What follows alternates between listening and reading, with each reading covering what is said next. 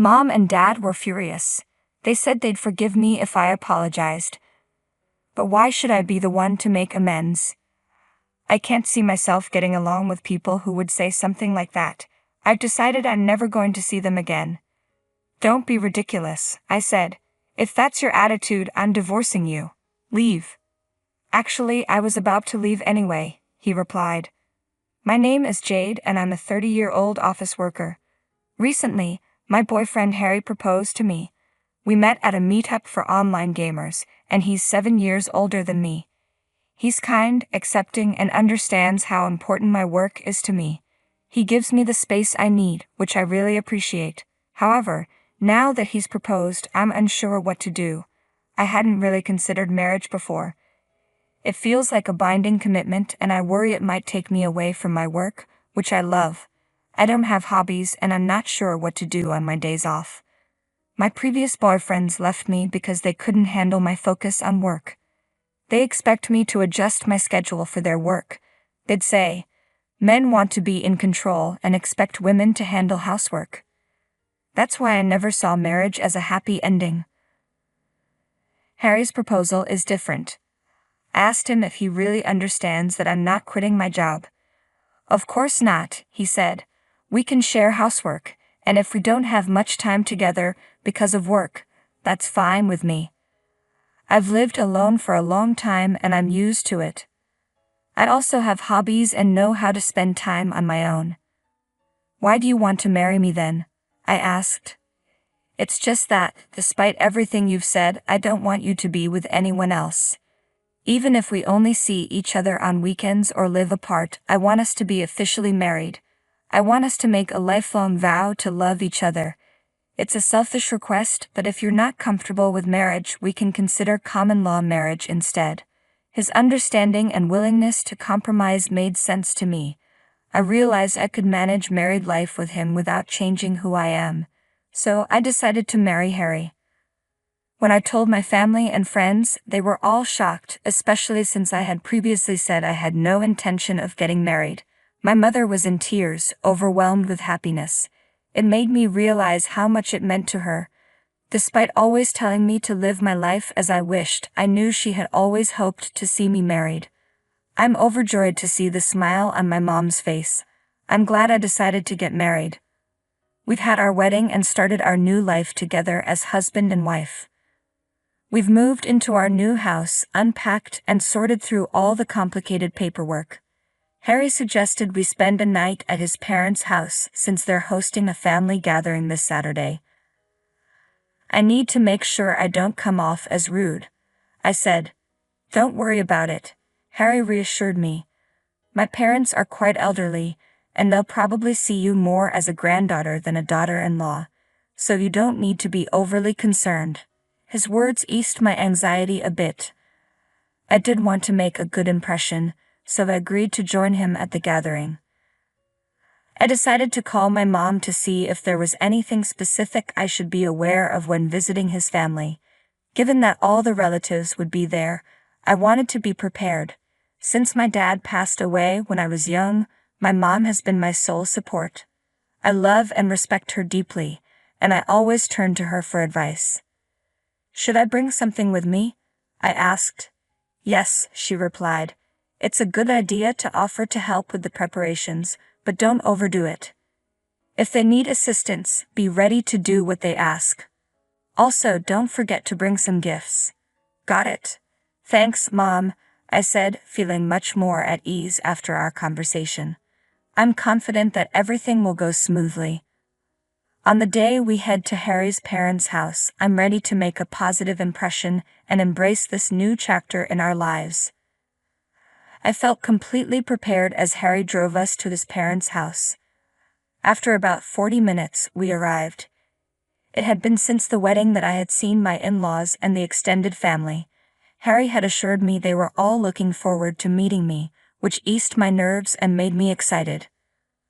Upon arrival, I could hear the lively chatter of the relatives inside, and it seemed they might already be dining.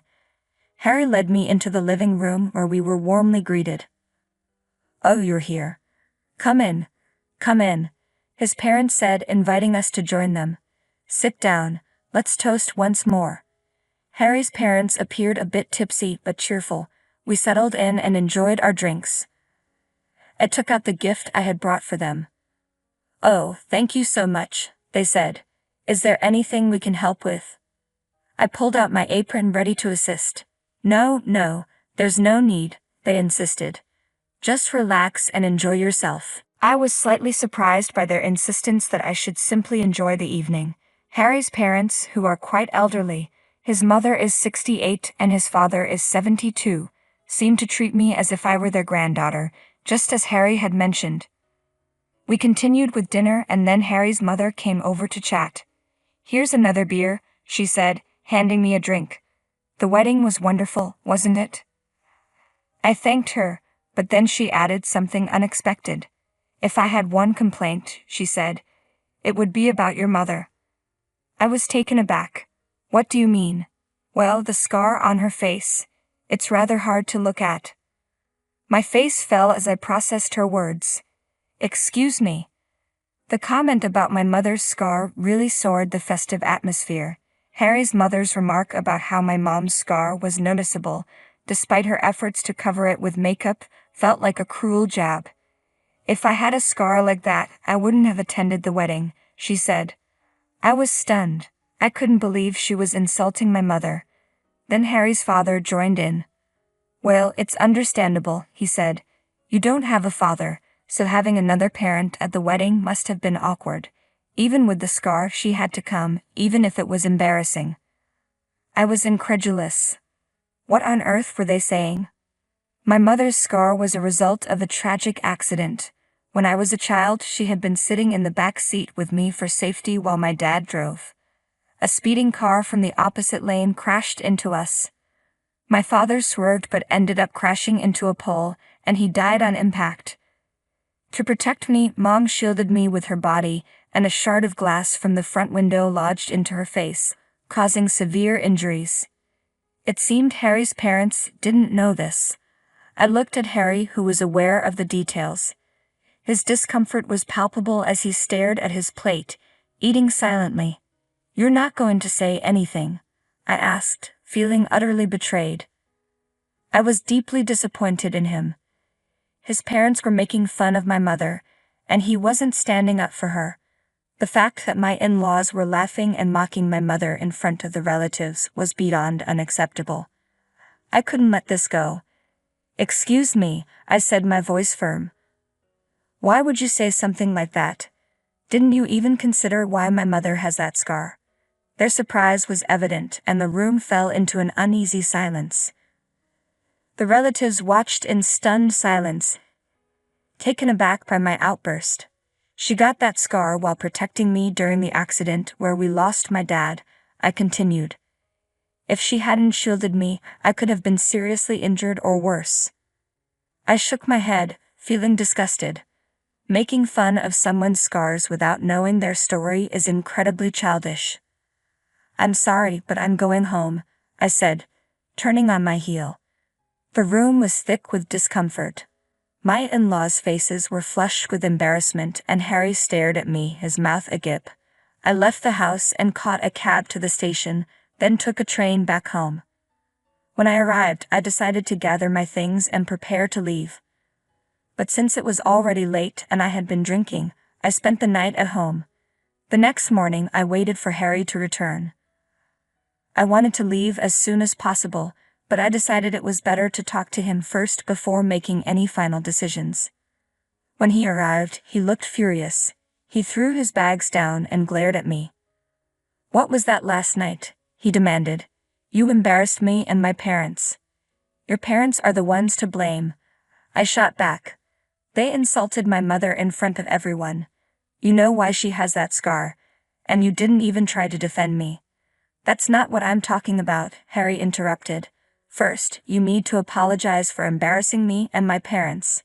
"What do you mean that's not what you're talking about?" I retorted. "If your parents hadn't acted so rudely, none of this would have happened." "You're insulting my parents again," he said, his tone accusing. "That's not what I'm doing," I replied, frustrated. "I'm standing up for my mother and calling out their unacceptable behavior." I'm just stating the facts, I said, trying to explain. Mom and Dad were really angry, but they said they'd forgive you if you apologized. They're being so generous, Harry replied. You should be grateful. Grateful? I snapped. Why should I be the one to apologize? I don't think I can get along with people who say things like that. I'm never going to see them again. Don't be ridiculous, Harry said, his voice rising. If that's how you feel, then I'm divorcing you. Get out. Fine, I was just about to leave anyway, I said, grabbing the bags I had already packed. So you intended to leave? Harry asked, surprised. Yes, I confirmed. Because your family treated me terribly. Okay then, Harry said, pulling out a set of papers and slamming them onto the table. I have something to show you. He had already filled out the divorce papers, and his parents had signed as witnesses. It was clear they had discussed this and decided that if I didn't comply, he would present me with these papers. Unbelievable. I wanted nothing to do with them. So you think threatening me with divorce will make me apologize? I asked, bewildered. Exactly, Harry said. If you're sorry at all, we're going back to my parents' house right now to make amends. I couldn't understand why he thought this was an effective way to deal with the situation. I picked up my divorce papers and bags and left the house without saying another word. Harry's cries followed me, but I ignored them. I returned to my mom's house, feeling a sense of relief as I walked through the door. I submitted the divorce papers on the way home. That meant I was completely done with Harry. When I arrived back at my mom's house, she was surprised to see me but quickly grew somber as I explained what happened. I'm so sorry. It's all my fault, I said, feeling defeated. If you say that again, she warned, I'm going to get angry. You're the person I love and respect the most. If anyone insults you, I'm not forgiving them, whether it's my husband or his parents. Thank you, Mom, I said, feeling comforted. A few days later, Harry reached out to me multiple times, but I ignored him. It wasn't long before he showed up at my doorstep. I didn't want to let him in, so we talked at the entrance. Will you please respond to me? You need to come home right now, he pleaded. Why should I countered. I have nothing to do with you anymore. What do you mean? He asked, confused. I submitted the divorce papers, I said firmly. What? Harry's eyes widened. We're no longer husband and wife, I explained. Don't be ridiculous. Why would you do that? He demanded. You were the one who prepared the papers. It was just up to me to submit them, I replied. I was only trying to threaten you, he stammered. What does it matter? Why would you fill out the divorce papers just to threaten me? Asked incredulously. I can't believe this, he said, his voice rising. I'm going to register the marriage again. Well, I'm not signing anything, I said firmly. Besides, it's too late now. I've already submitted the documents to prevent you from doing that, I said firmly. No way, Harry replied, his voice faltering. He seemed to lose his resolve. Please reconsider. We were in love. You know that's not why you want to continue the marriage, I retorted. What do you mean? He'd asked, confused. You want me to take care of your parents, don't you? I said, raising an eyebrow.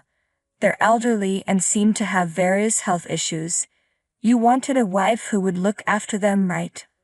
Otherwise, the responsibility would fall solely on you as their only son. Harry stood there, stunned, clearly not expecting me to confront him with this. He started, but his voice trailed off.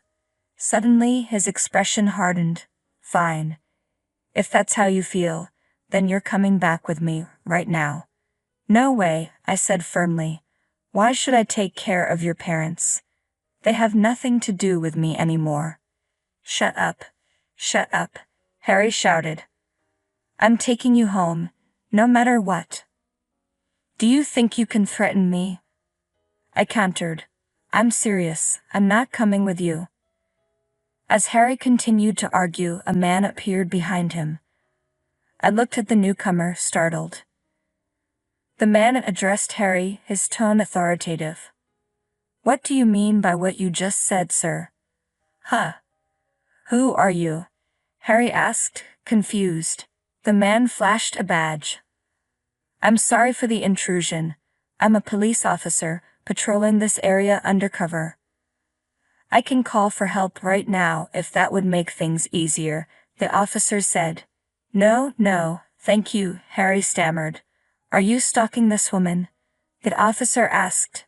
No, I'm her husband, Harry replied. Her husband?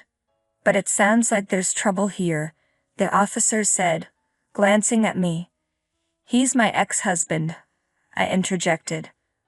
We're divorced and he's been stalking me. What? What are you saying? Harry protested. The officer turned to him. Can you please explain what's going on? I'd like you to come to the station with me. No way, Harry said, panicking. I just wanted to talk. I'll come another time. With that, Harry fled in a panic. Mitch, are you okay? I asked, still shaken. You surprised me, Jade, Mitch said. I didn't expect you to turn up like this. Mitch, a police officer, was an old friend from childhood. He had recently been assigned to the station nearby. I'm glad you were patrolling, I said. Thanks, Mitch replied. I actually received a call from your mom. Huh? I looked inside the house to see my mom smiling at me. She lives alone, so I was worried, Mitch explained. I decided to check in on her from time to time. I didn't know, I said, touched. We planned to surprise you when you came back, Mitch said with a smile. We moved to the living room and talked about everything that had happened. I filled Mitch in on the situation with Harry. Mitch advised me to file a restraining order, which I did immediately. This allowed me to completely sever ties with Harry and his family. By the way, a mutual friend mentioned that Harry's parents are now struggling with severe back and leg pain, and Harry is juggling caring for them with his job. He's unable to remarry and is stuck managing his parents' needs while working. Serves him right, I thought. As for me, I'm thriving in my work and there's been a wonderful development. I've married my childhood friend, Mitch. We're now happily living together with my mother. The in-laws were unbelievable. It wasn't just that they were old and out of touch. It was their complete lack of empathy. I can't believe Harry didn't even stand up for me, I said. I'm glad Jade found someone who truly understands her. Mitch added, congratulations to her. I hope she finds lasting happiness with her family, he continued. Thanks for sticking around until the end, Mitch said. Please subscribe to our channel if you enjoyed this video. See you next time.